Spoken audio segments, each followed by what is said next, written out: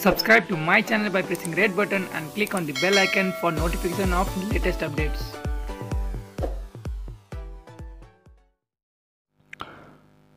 बेलायतमा कोरोना संक्रमणका कारण ज्यान गुमाउने नेपालीको संख्या दैनिक बढिरहेको छ। करिब 1.5 महिनामा कोरोनाका कारण बेलायतमा 60 जना नेपालीको मृत्यु भइसकेको लन्डन स्थित नेपाली दूतावासले सोमबार पुष्टि गरेको छ। विदेशमा कोरोनाबाट नेपालीको मृत्यु भएको यो नै सबैभन्दा धेरै संख्या हो। दूतावासका उपनियोग प्रमुख तथा प्रवक्ता शरद राज अरणको बेलायतमा आजसम्म 60 जना नेपालीको कोरोना संक्रमणबाट मृत्यु भएको पुष्टि गरेका छन्। हामी कहाँ आएको रेकर्ड अनुसार कोरोनाबाट बेलायतमा अहिलेसम्म 60 जना नेपालीको मृत्यु भइसकेको छ। दिनहुँ नेपालीको मृत्युको खबरले हामी सबैलाई दुखी बनाएको छ, उनले भने। सबै मृतकका परिवारप्रति दूतावासको तर्फबाट समवेदना प्रकट गर्दछौँ। कोरोनाबाट मृत्यु भएका नेपाली मध्ये गोर्खा भूतपूर्व सैनिकहरूको संख्या बढिरहेको छ। दूतावासका अनुसार मृतक 60 मध्ये 49 जना गोर्खा भूतपूर्व सैनिक र 3 का परिवारका छन्। त्यस्तै मृत्यु भएका मध्ये 50 जना पुरुष र 10 जना महिला रहेका छन्। कोरोनाबाट मृत्यु हुने नेपालीहरूमा सबैभन्दा बढी उमेर 95 वर्ष र कम उमेर 32 वर्ष रहेको दूतावासले जनाएको छ। दहीमा 6 जना र बर्दियामा 1 जना गरी थप 13 जनामा कोरोना पुष्टि भएको हो। यो सँगै सोमबार एकै दिन 24 जनामा कोरोना संक्रमण पुष्टि भएको स्वास्थ्य मन्त्रालयका एक अधिकारीले बताएका छन्। मन्त्रालयका अनुसार यी सबैको राष्ट्रिय जनस्वास्थ्य प्रयोगशाला काठमाडौँमा परीक्षण गरिएको हो। यो सँगै नेपालमा कोरोना संक्रमितको संख्या अहिलेसम्म 134 पुगेको छ।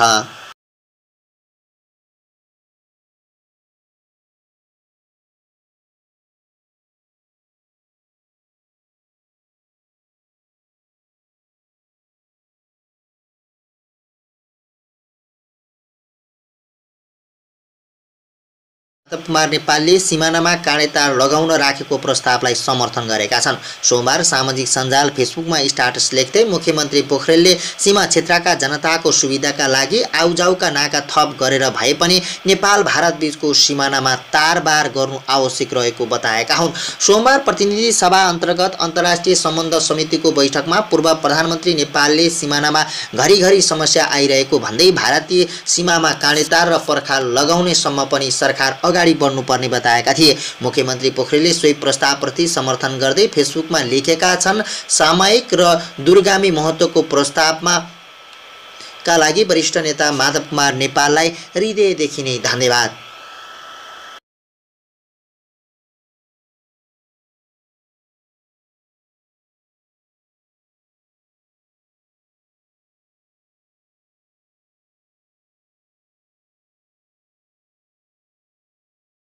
लाई गर्दा सम्बन्धित मुलुक आफैले नेपाल ल्याएर छाड्ने भएका छन्। युएईले 2 वटा विमानमा नेपाली कामदारलाई ल्याउन भन्दै पत्र नै पठाएको छ। संसदको राज्यको निर्देशक सिद्धान्त, नीति र दायित्वको कार्यान्वयन, अनुगमन तथा मूल्याङ्कन समितिको बैठकमा परराष्ट्र मन्त्री प्रदीप ग्यावालीले भने 2 वटा विमान आउने जानकारी सहित पत्र आएको छ। तयारी नगरी युएईले भनेको मितिमा विमान आउन दिने अवस्था छैन। उनका अनुसार श्रम गन्तव्य मुलुकहरूबाट 2,10,871 जना तुरुन्तै फर्काउनु पर्ने अवस्था छ। विदेशी स्थित दूतावास, गैर आवासीय नेपाली संघ लगायतबाट सङ्कलित तथ्याङ्क अनुसार भारत बाहेकका मुलुकबाट 3,25,530 नेपाली स्वदेश फर्किन चाहेका छन्। भारतबाट पनि करिब 2.5 लाख नेपाली स्वदेश फर्किन चाहेका छन्। साँच्चै सङ्कटमा परेकालाई नेपाल ल्याएर व्यवस्थापन गर्ने सम्बन्धमा तयारी अघि बढेको छ, उनले भने। भारतले मङ्गलबारदेखि रेलवे सेवा सञ्चालन गरेपछि नेपालको सीमामा आउने सङ्ख्या बढ्ने उनले बताए। त्यसले अहिलेको अवस्थामा उलटफेर ल्याइदिन्छ, परराष्ट्र मन्त्री ग्यावालीले भने। त्यसको लागि नेपालले थप तयारी गर्नुपर्नेछ। उनले अहिले विदेशबाट आउने सबै नेपालीको व्यवस्था गर्ने क्षमता सरकारसँग नभएको पनि बताएका छन्। भारतमा रहेका सबै नेपाली आउनुभयो भने गाह्रो हुन्छ, उनले भने। विमानमा आएर अलपत्र परेका नेपालीहरूको व्यवस्थाको लागि गृह मन्त्रालयले तयारी गरिरहेको छ। आज भोलि नै यो विषय टुङ्गिन्छ, परराष्ट्र मन्त्री ग्यावालीले भनेका छन्। नेपाली राष्ट्रिय फुटबल टिमका पूर्व सदस्य रञ्जित श्रेष्ठलाई कोरोना सङ्क्रमण भएको छ। वैदेशिक रोजगारीको सिलसिलामा हाल युएईको दुबईमा रहेका उनलाई कोरोना भाइरसको सङ्क्रमण देखिएको हो। रञ्जितले कुराकानी गर्दै आफूलाई कोरोना पोजिटिभ भएको बताएका छन्। कोरोनाको सङ्क्रमण देखिए पनि स्वास्थ्य अवस्था सामान्य रहेको उनले जानकारी दिए। कोरोना पोजिटिभ देखिए पनि अवस्था सामान्य छ, आइसोलेसनमा बसिरहेको छु, सामाजिक सञ्जाल फेसबुकमा भिडियो पोस्ट गर्दै रञ्जितले भनेका छन्। रञ्जितले कोरोनासँग नआत्तिन सबैसँग आग्रह पनि गरेका छन्। रञ्जित सन् 2009मा बङ्गलादेशमा भएको साफ च्याम्पियनसिपमा नेपाली टिममा थिए। घरेलु फुटबल फ्रेन्ड्स क्लबबाट खेलको अनुभव पनि उनीसँग छ।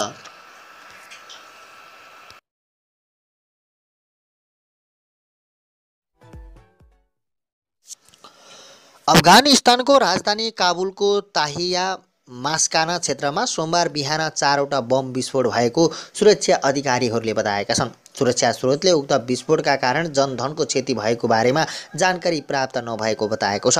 राष्ट्रिय सुरक्षा महानिर्देशनालय एनडीएस र सरकारी सवारी साधनहरूलाई लक्षित गरी उक्त विस्फोट गराइएको प्रहरीले जनाएको छ। आइतबार राति पनि काबुल नजिकका काहाराई, कम्बरी र हुडखिलमा पनि 3वटा विस्फोट गराइएका थिए। गए रातिदेखि काबुल सहरमा लक्षित गरी 7वटा विस्फोटका घटनाहरू भएको पाइएको छ। अफगानिस्तानको मुख्य विद्रोही तालिबान समूह समेतलाई कुनै पनि समूहले ती विस्फोटहरूको जिम्मेवारी लिएको छैन। अहिलेसम्म त्यहाँको घटनाको वास्तविक विवरण भने आइसकेको छैन। मान्य सभापतिज्यू, देशको सार्वभौम सत्ताको रक्षाभन्दा ठुलो कुरा के हो मलाई सुनाउनुहोस्। अर्को काम के हो त्यस्तो गर्न मिल्दैन।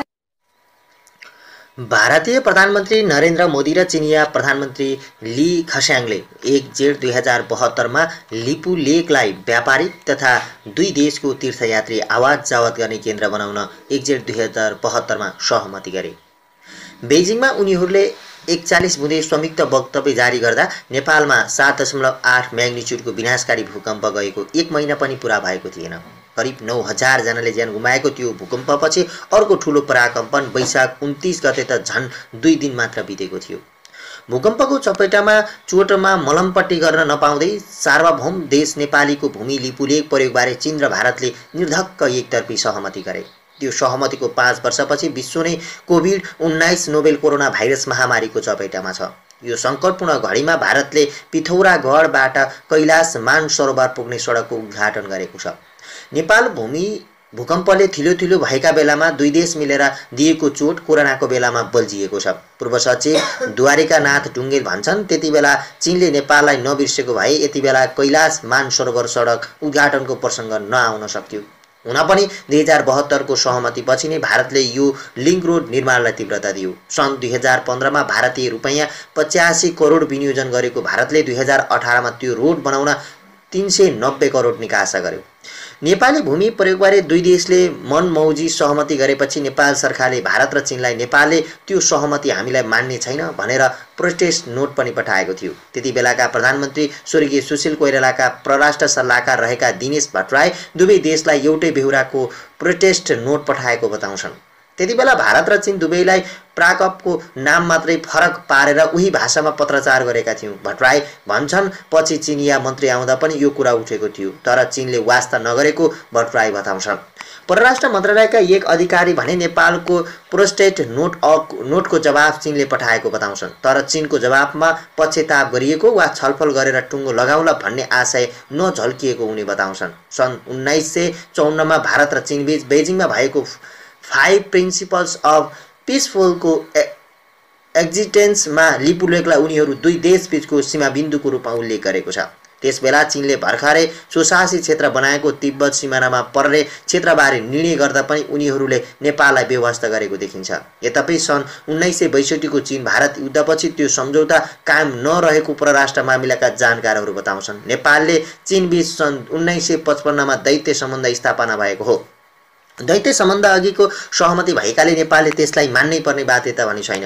नेपाल र चीनबीच 1408 किलोमिटर लामो सीमा छ। 7 माघ 2019मा भएको प्रोटोकलका आधार उत्तरी छिमेकीसँगको सीमा रेखाङ्क, चिह्न तथा स्तम्भ निर्धारण भएको थियो।